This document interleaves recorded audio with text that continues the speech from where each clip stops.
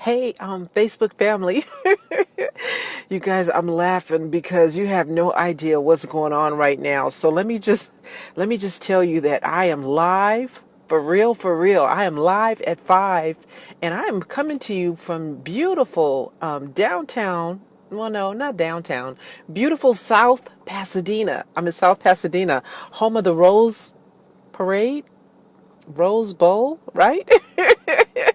I am doing a remote live broadcast today, and so I gotta do what I do, right? I gotta go ahead and share this a couple of different places, and I need you guys to do the same thing. Share this on your timeline so so everybody will have an opportunity to enjoy what it is that we're partaking in today. And so, listen, this is going to be an abbreviated version. I am here on my way to let my hair down further, right? I'm going to let my hair down, and I'm going to be meeting up with some friends and having some liquid dinner. I have just finished a wrap video interview with my very new BFF, James Farr, and his Facebook conversation is called Conversation Live, I believe it is. And so we just did his final episode talking about some stuff that I'll share with you on Thursday. I'll share it with you on Thursday when he gets it all together. But today, I had to come on and, do what I do, right, with you guys. So I'm trying to MacGyver this. I am talking to you from a secret location right now. Hey, Theoris, I'm talking to you from a secret location right now, and it's going to be brief, but I did have a couple of things that I wanted to update and share with you guys. And listen, first things first, if you haven't already, please do go to Sergeant Dorsey Speaks on the podcast platform of your choice and subscribe and listen to my podcast that dropped on yesterday, Tuesday. Every Tuesday, I put out new content, and so there's some stuff on my podcast that I'd like for you to listen to. So I'm not going to talk about it here, but I want you to go to my podcast, Sergeant Dorsey Speaks, and check it out. I wanted to start off by thanking some folks last week because, sometimes I get ahead of myself. And I was talking about the police chief over in Texas who was shown the door. And I said that he was on the Houston Police Department, Joel Fitzgerald. And a couple of you were trying to trying to set the record straight in the midst of my broadcast last week, and said, no, Sergeant Dorsey, it wasn't Houston. It was Fort Worth Police Department. So thank you for that. I wanted to just say it here. Joel Fitzgerald was shown the door from Fort Worth Police Department. And thank you to those of you who, make sure I get it right. I appreciate that. And then also, listen, I tried my best last week, and I just realized when I was telling you who I am and letting you guys know that I am the old woman who lived in a shoe, and I got a bazillion kids and grandkids, and I was trying to name them off. I realized last week that my grandkids, a lot of them have names that start with the letter K. And I got all tongue-tied, and you'd have thought it was a damn, tongue twister I was saying. And so, for the record, I have some amazing, beautiful little granddaughters, Kylie and Kayla. And I think I kind of botched it last week when I was trying to say their names, followed by my grandson, Kai, and my great-grandson, Kamari. So I just need to set the record straight because I don't want my grandkids to tie me up. One of these days I'm going to be old and feeble, and they'll be, tying me up with duct tape, because I got their names wrong on a Facebook Live broadcast. So anyway, Kylie and Kayla, Grammy loves you, and sorry I didn't get it right last week, but anyway, just needed to do that. So listen,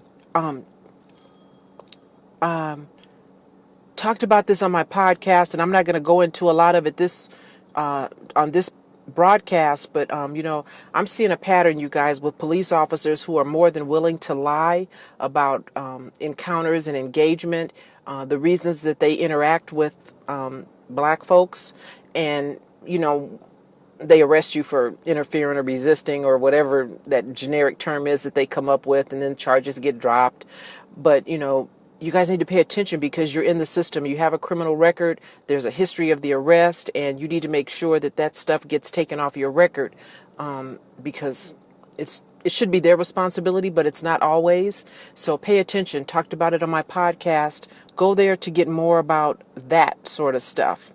Also, update, maybe late news for some of you. AB 392 is on the way to be signed by Governor Gavin Newsom, and everybody's not happy. I get that. Police aren't happy because they didn't want it to pass. Some family members are kind of happy, and activists are not happy at all because it's not tough enough in their mind. But I think it's a great first step. I'm in support of it. You know I am, because I've been talking about it. And I think it's a place from which we can build, because now officers are going to be mandated to not use deadly force as a first resort like they do. Use it as a last resort. De-escalate when possible. And listen, it's not going to put in anybody any extra jeopardy like the California Police Officers Association president wants us to believe, that it's going to be a problem if officers have to actually take a moment to think about what they're going to do before they pull the trigger, right? Listen, every occupation has to think about what you're going to do in a crisis situation. If you work in a restaurant as a chef, you got to figure out, when the place gets packed and you're trying to get dishes out, what to do, right? Pilots in an airplane, you got to figure out what to do in the cockpit. So, come on, Chief. You're being intellectually dishonest to say that it's too much to ask an officer to think about what you're going to do before you actually take a life. So it's on its way to be passed, and let's build on that. Let's start working on accountability. Let that be the next brick in that wall, with regards to police use of force. And listen, I think once it jumps off here in California, then we just need to keep that ball rolling and get it going around the nation. 18,000 police departments. So there's a lot of work yet to be done with regards to when police officers use deadly force. Hey, David, thank you, sir. I appreciate that. You're saying I'm doing a great job. I appreciate you. Okay, so that's that. I'm moving along quickly because I know somewhere on the table there's a lemon drop with my name on it, and I got to hurry and get to it. Okay, listen, with regards to the whole when police officers use force and officers lying on reports when they arrest folks, talked a little bit about this before. Going to touch on it real quick. There was a young kid, 12 years old, up in Sacramento a few days back who had been chased down, I'm going to say like a dog, because that's what the security guard did, called Sacramento PD. They came out, put a plastic hood, or a mesh spit hood is what they're calling it, over this kid's face. Found out later from the mom that this kid actually does have a problem breathing, and, this hood over his face was not helpful. They arrested him at 12 years old, 4'11", 85 pounds, resisting arrest. Charges got dropped. But here again, this is why AB 392 is so important, because this would have mandated that officers do something before they wrestle and put a 12-year-old on the ground, put a knee in his back, and apply their weight. Thank God they didn't, do more damage, but nonetheless, that's why AB 392 is so important. And we need to pay attention because, what led up to a use of force, what leads up to deadly use of force is now going to be considered because of AB 392. And I say all the time, poor tactics lead to uses of force and deadly force. So that in and of itself, I think, makes it a good deal with regards to AB 392 being passed, because before it was only what happened immediately when deadly force was used that was considered, as opposed to the circumstances in its totality. So anyway, that's that. Let me move over to Atlanta real quick, because right now there is a white police sergeant who was recently fired when there was cell phone video that surfaced showing him yanking this black woman out of her car and slamming her to the ground and doing all of this in front of her 4-year-old child. Used a stun gun on her, and yeah. The lady's name is Maggie Thomas, and of course, after he used that stun gun, after he pulled her out of the car, threw her on the ground in front of her 4-year-old and arrested her for that thing that they like to arrest you for. Yeah, after Sergeant James Hines did all that, the charges were dropped, and so now he's going to be fired. And we see a lot of that happening. Charges are filed, people going to jail, charges are dropped, Sometimes the officers are fired. Most times they're given the gift of resignation, and then they live to offend again. So in Atlanta, it seems like they want to do the right thing, and they're firing the officer who was involved in that unnecessary use of force over there. So that's that. And I just want to say at the end of May, congratulations to all the graduates. I've been sharing stories of good news and accomplishments by our young people who are graduating from high school and universities around the nation. And I shared on my Facebook timeline a article that speaks to, black men who are seemingly, reportedly, according to surveys, doing much better. And so I just wanted to repeat that here with you and share two pieces of good news that I came across. And this has specifically to do with the economic well-being of black men, according to this article. And what it says is that black men in poverty has fallen from 41% in 1960 to 18% today, right? Black men in poverty dropped down to 18% of the population today. Now, listen, I know there's probably some black men out there wondering, who the hell are they talking about? Because y'all still having a rough patch, right? A rough go of it. But things are getting better. So they say 1 in 2 black men in America have reached middle class or higher. Sisters, hold on. Good news is coming.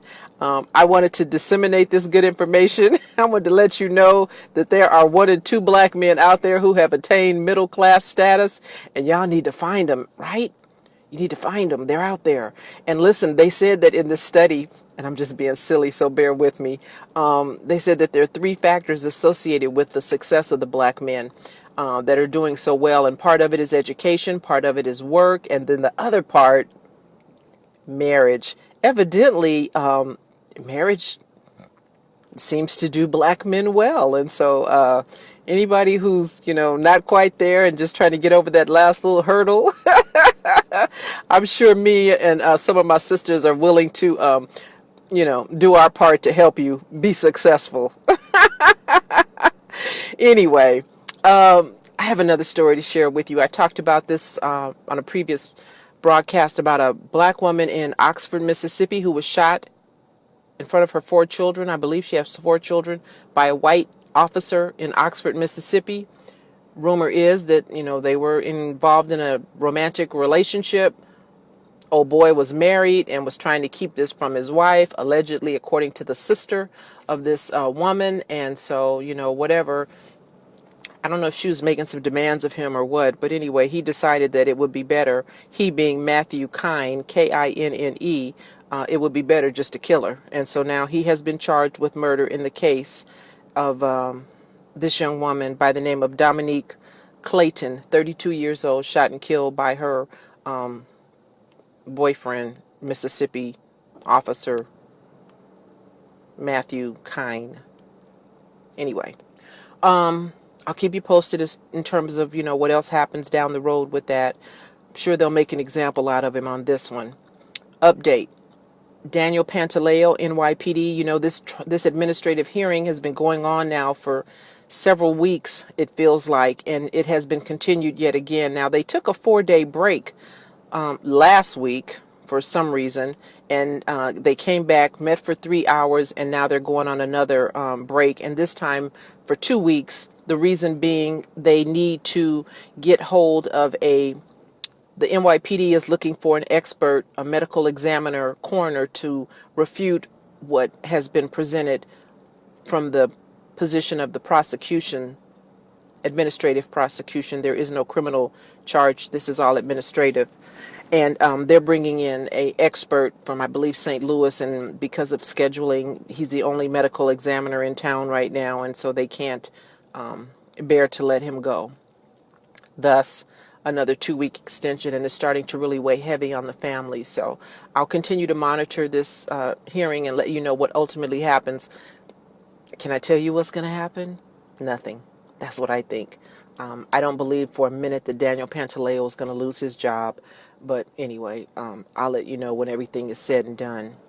And then lastly, someone shared this with me. And so thank you, Debbie, for sharing this story with me about a 15-year-old girl in Chicago. Her name is Cedria Davis, and she was last seen on April the 25th. And her body was found recently on May 11th. sit about 6 blocks from East Garfield Park in Chicago. And it's been reported, it's not been substantiated. And so, I don't know, but I'm just going to say that,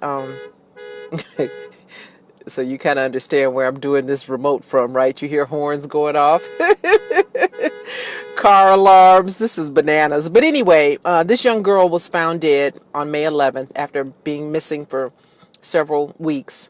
And it's been reported on social media that her fingers were missing and some organs were missing.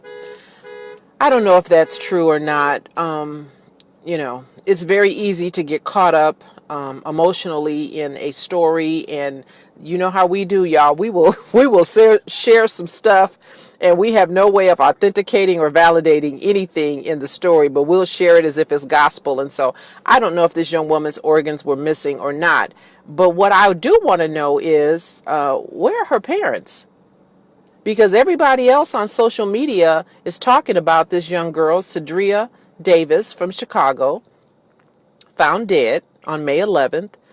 And I think if it was true that, she was missing fingers and organs and stuff like that, clearly her family could either put this to bed or substantiate the fact that she was missing organs. And if she's missing organs, then we need to have a whole nother conversation. So I'm going to hold judgment, and I'm not going to say too much more about what I think or what I, want you to think, because I don't know. And her family's not talking. So, that's it, y'all. It's a wrap. I'm off to have liquid dinner, and I'll see you guys on next week. I'll see you next month. And, if you have anything that you want to share with me, you want to know what I think about it, reach out to me, sergeantdorseyspeaks@gmail. Visit my website, sergeantdorseyspeaks.com. You can support me on my website by purchasing my book, The Creation of a Social Advocate, and subscribe to my podcast, Sergeant Dorsey Speaks, and visit my YouTube channel. YouTube subbies, what's up? I didn't start off saying hello to you guys, but know that I love you and appreciate you. And we will do this thing again, you guys, in about 7 more days, right? Until then, you guys, be good and be safe.